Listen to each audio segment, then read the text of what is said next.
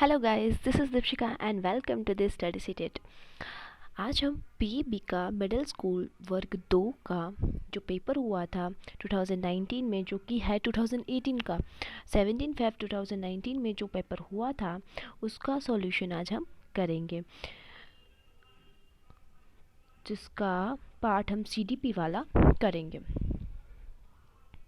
तो यहाँ पे क्या बोला गया था कि मूर्तिकारों में किस प्रकार की बुद्धिमत्ता होती है, मतलब कि किस प्रकार का उनके अंदर इंटेलिजेंस होता है।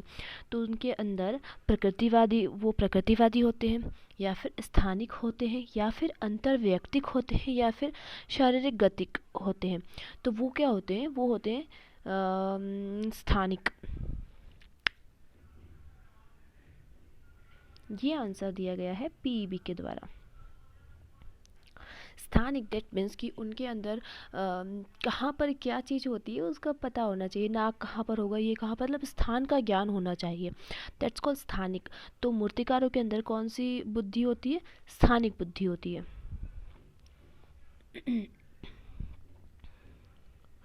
वह विधि है जिसमें किसी व्यक्ति को उसकी वृद्धि के दौरान एक परिवर्तनशील अवधि के लिए समान व्यक्ति व प्रेक्षण और मापन करते हुए अध्ययन किया जाता है। उसको हम क्या कहते हैं? उसको हम कहते हैं लॉन्गिट्यूडनल ग्रोथ। दैट मीन्स अनुदैर्ध्य वृद्धि।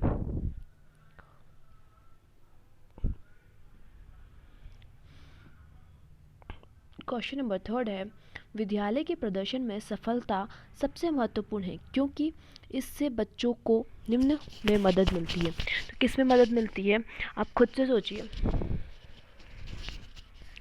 तो इसका फर्स्ट ऑप्शन है अन्य छात्रों के समक्ष अपने ज्ञान का प्रदर्शन में, या फिर परीक्षा पास करना, या पुरस्कार जीतना, अधिगम के संबंध में अधिक आत्मविश्वास महसूस करना। तो इसका सबसे बेस्ट ऑप्शन तो मुझे यही लग रहा है। देखते हैं पीबी ने क्या ऑप्शन दिया है। पीबी ने भी यही दिया है। प्रारंभिक अवस्था में शिशु अत्यधिक होते हैं। प्रारंभिक अवस्था में जो शिशु होते हैं हमेशा इगोसेंट्रिक होते हैं, क्योंकि वो बहिर्मुखी तो होंगे नहीं, निस्वार्थ तो होंगे नहीं, और परोपकारी भी नहीं होंगे। वो होते हैं इगोसेंट्रिक।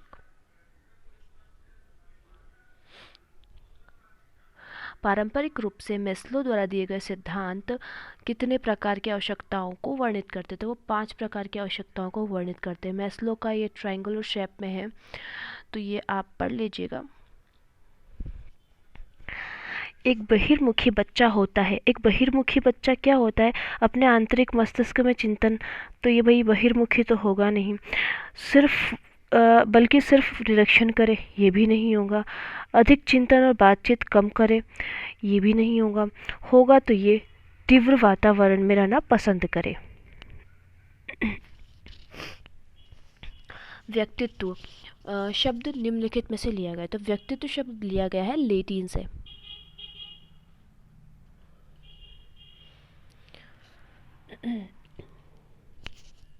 व्यक्तित्व आधारित अनुमानी परीक्षणों के मूल्यांकन का परिणाम है विवादास्पद, क्योंकि इनके जो परीक्षणों का मतलब जो व्यक्तित्व आधारित परीक्षण, जो अनुमानी परीक्षण होते हैं, वो कंट्रोवर्शियल होते हैं। बच्चों को चोट लगने के बारे में लगभग प्रतिदिन चिंता होती है। तो ये कौन सी चिंता है? ये है चिंता विकार, एंजाइटी डिसऑर्डर, है ना। यहाँ पर स्वाधीनता नहीं होगा, और ध्यानाभाव एवं अति सक्रियता विकार नहीं होगा, और न ही अधिगम अक्षमता होगी। यहाँ पर होगा एंजाइटी डिसऑर्डर। निम्नलिखित में से कौन सा व्यक्ति अंतर नहीं है निम्नलिखित में से कौन सा एक व्यक्तिगत अंतर नहीं है जो संभवतः अधिगम को प्रभावित कर सकता है? तो कौन सा नहीं है इसमें? शारीरिक द्रव्यमान, बुद्धिमत्ता, अनुभव, अभिप्रेरणा और अभिप्रेरणा, बस इतना ही है। चारों के अंदर हमको पता है कि इसका आंसर क्या हो जाएगा? Body mass. बॉडी मास होता है। अब ज़रूरी थोड़ी है कि व्यक्तिगत अंतर यहाँ पर मतलब अधिगम में अगर कोई मोटा है या कोई पतला है, तो ज़रूर थोड़ी है कि कोई मोटा है उसके अंदर मतलब मांस ज़्यादा है, या फिर उसके मतलब ज़्यादा बॉडी मास ज़्यादा है उसका, तो वो ज़्यादा उसके पास नॉलेज होगा और जो दुबला पतला है उसके पास नॉलेज नहीं होगा, ऐसा तो नहीं है।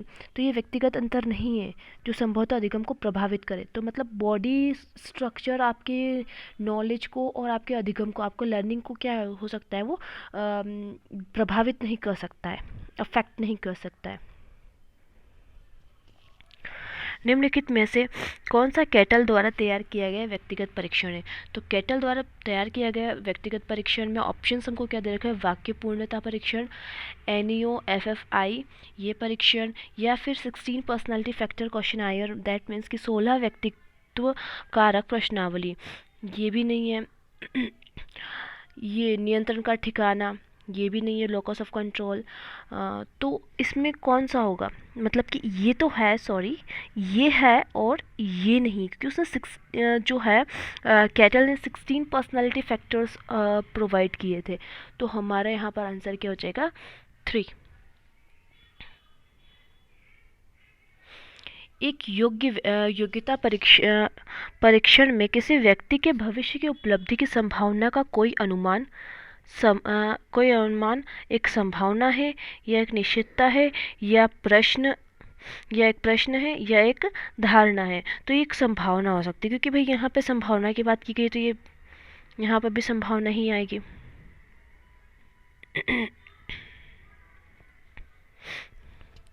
क्वेश्चन नंबर 13 है, उदाहरणों में सामान्यीकरण को बढ़ावा देना।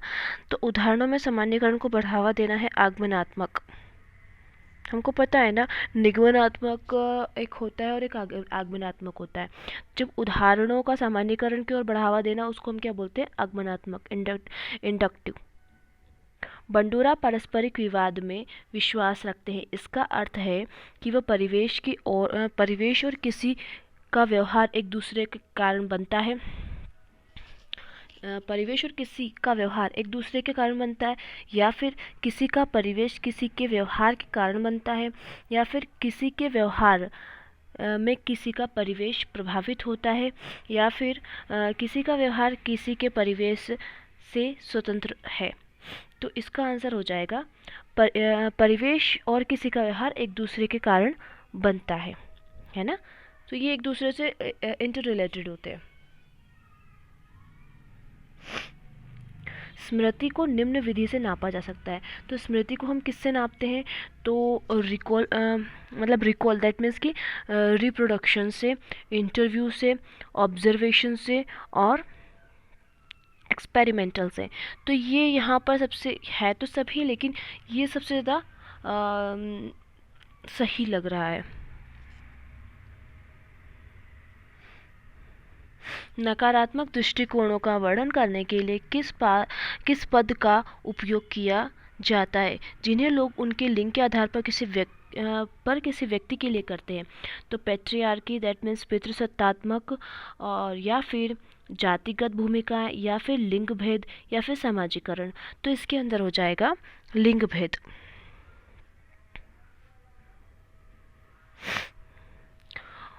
वह शब्द क्या है जिसका उपयोग पियाजे ने शरीर के उन हिस्सों के साथ की गई नकल का वर्णन करने के लिए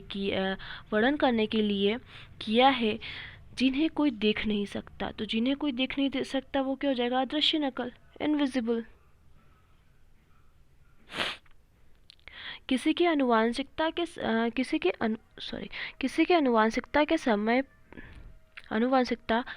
पर निर्धारित करती है। आनुवांशिकता किसके समय पर निर्धारित करती है? गर्भधारण के। आनुवांशिकता तभी, मतलब हेरिडिटी किस समय ज़्यादा निर्धारित करती है? तो गर्भधारण के समय।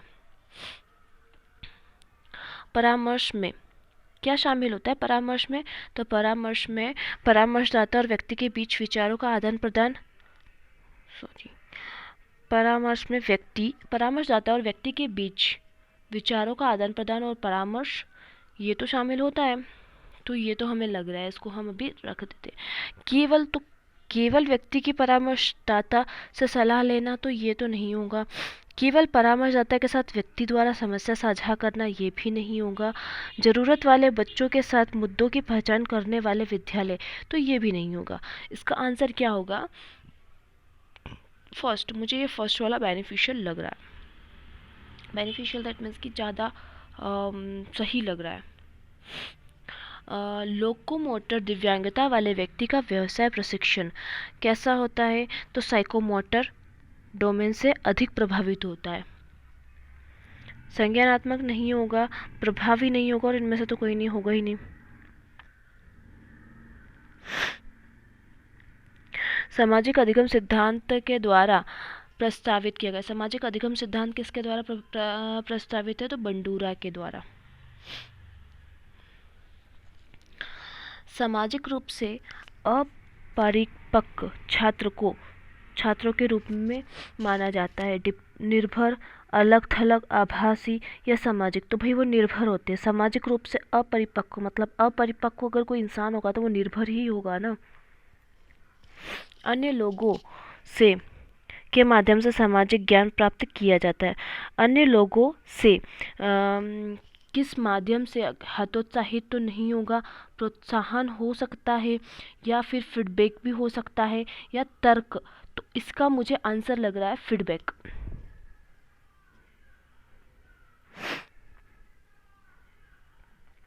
गार्डनर के अनुसार आध्यात्मिक बौद्धिकता है। गार्डनर के अनुसार आध्यात्मिक बौद्धिकता कौन सी है?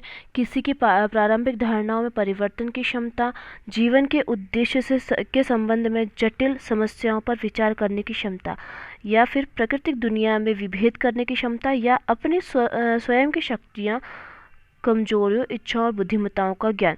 तो आध्यात्मिक बौद्धिकता तो यही होगा भाई कि भाई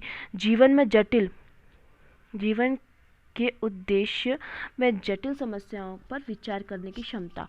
ये ऐसा तो है नहीं कि अपनी शक्तियों का पता लगा लेंगे या इच्छाओं की इनका पता लगा लेंगे तो कुछ हो जाएगा। आध्यात्मिक बौद्धिकता तो यही होता है जीवन में उद्देश्यों के संबंध में जटिल समस्याओं पर विचार करने की क्षमता कि हम क्या करें। अब रचनात्मक मूल्यांकन। तो रचनात्मक मूल्यांकन होता है एक प्रक्रिया जिसमें आदर्श धारणा शामिल नहीं है। तो आदर्श धारणा किसमें शामिल है? मानदंड के साथ तुलना कर छात्र अधिगम की मूल्यांकन द्वारा क्रियान्वित किया जाता है। तो आपको क्या बोला है यहाँ पे? आदर्श धारणा मतलब वैल्यू जजमेंट किसमें शामिल नहीं? मानदंड के साथ तुलना कर छात्र अधिगम के मूल्यांकन द्वारा क्रियान्वित किया जाता है। उच्च कोटि मूल्यांकन के माध्यम से शिक्षार्थियों को योग्यता निर्धारित करने के लिए उपयोग किया जाता है। और सॉरी गाइस, रचनात्मक मूल्यांकन हमको पता है एफए होता है बच्चों का। तो वो एफए क्या है? Sorry guys. इसमें फर्स्ट ऑप्शन दे रखा है एक प्रक्रिया जिसमें आदर्श धारणा या फिर वैल्यू शामिल नहीं हो। तो हम आदर्श धारणा या वैल्यू जजमेंट शामिल नहीं हो, या फिर मानदंड की तुलना के साथ तुलना कर छात्र अधिगम मूल्यांकन क्रियान्वित किया जाता है, या फिर उच्च कोटि के मूल्यांकन के साथ शिक्षार्थी की योग्यता निर्धारित करने के उपयोग हो, या फिर शिक्षक के लिए अल्पतर लाभप्रद है क्योंकि यह शिक्षार्थी के गुण दोष और को जानने में मदद नहीं करता।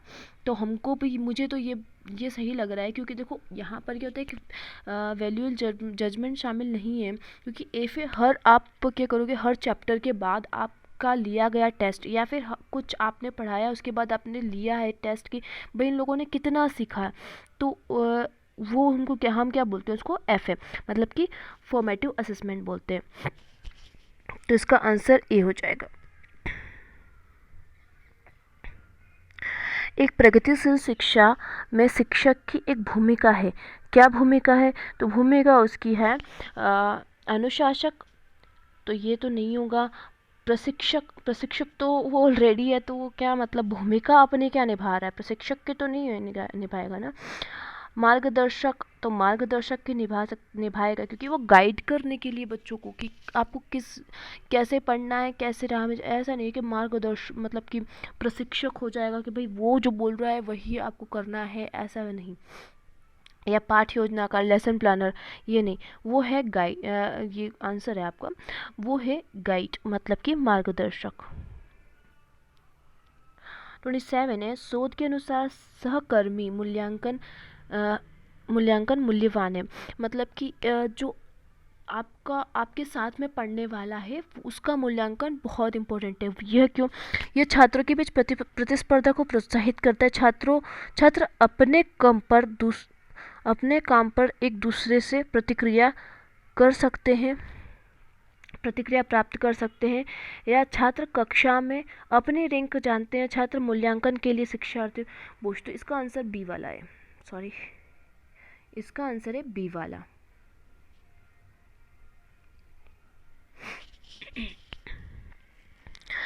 फेबियानो पेलहम मानोस गेने एट अल 2004 के अनुसार कक्षा में आक्रामकता, गुणधर्मों का विनाश और गैर अनुपालन सहित विघटनकारी व्यवहार को कम करने के लिए एक प्रभावी साधन है। तो भाई शारीरिक दंड तो होगा नहीं। कक्षा में टाइम आउट हो सकता है, बट अभी देखते सकारात्मक टाइम आउट होगा तो ये ज़्यादा बेनिफिशियल होगा, और डिटेंशन निरोध तो बिल्कुल भी नहीं होगा। कभी कभी बच्चे माता पिता दोनों से अलग होते हैं। ऐसा जो होता है वो ना विविधता, उसके अंदर ऐसा विविधता के नियमों का कारण होता है। विविधता के नियमों का कारण क्या होता है? जब माता पिता है ना, वो माता से भी अलग है, पिता से भी अलग है, तो मतलब उसके अंदर क्या है? विविधता आई है। विविधता का नियम है इसमें। 30 स्टेनबर्ग, लास्ट क्वेश्चन है हमारा। स्टेनबर्ग के बुद्धिमत्ता के सिद्धांत में निम्नलिखित में से किस चरण में समस्या का समाधान ज्ञात करना शामिल है? तो किस चरण में? प्रतिक्रिया मतलब कि जब हम क्या करेंगे कि फीडबैक देंगे या रिस्पॉन्स देंगे, तो रिस्पॉन्स में हमें पता होता है कि समस्या का समाधान का वहाँ पर हमको पता चल जाता है। किस चरण में? समस्या का समाधान ज्ञात। तो समस्या का समाधान वहाँ पर रिस्पॉन्स में पता चलता है। सो गाइस, ये है हमारे 30 क्वेश्चंस एमपी टेट से। सो please like and subscribe my channel, and like my video and share my video, please. Thank you so much. Thanks for watching.